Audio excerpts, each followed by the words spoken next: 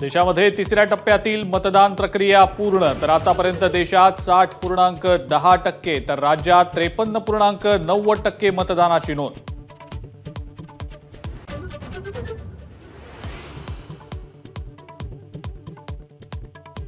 पैसे वाटण्यासाठी पुणे जिल्हा मध्यवर्ती बँक रात्री 1 वाजेपर्यंत सुरू असल्याचा रोहित पवारांचा आरोप। रोहित पवारांच्या आरोपानंतर पीडीसीसी बँक आणि मॅनेजरवर गुन्हा दाखल।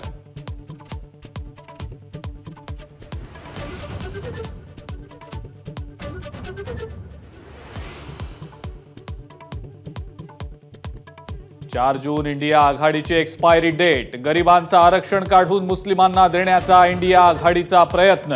नगरमधून पंतप्रधान मोदींचा इंडिया आघाडीवर हल्ला बोल।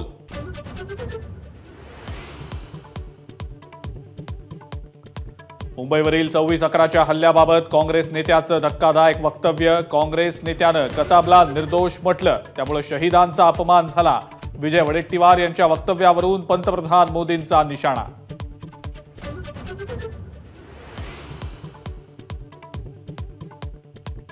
ईव्हीएम हॅक करण्यासाठी अंबादास दानवेंकडे मागितले 2.5 कोटी रुपये। पैसे मागितल्या प्रकरणी पुण्यातून मारुती ढाकणे याला पोलिसांनी घेतलं ताब्यात।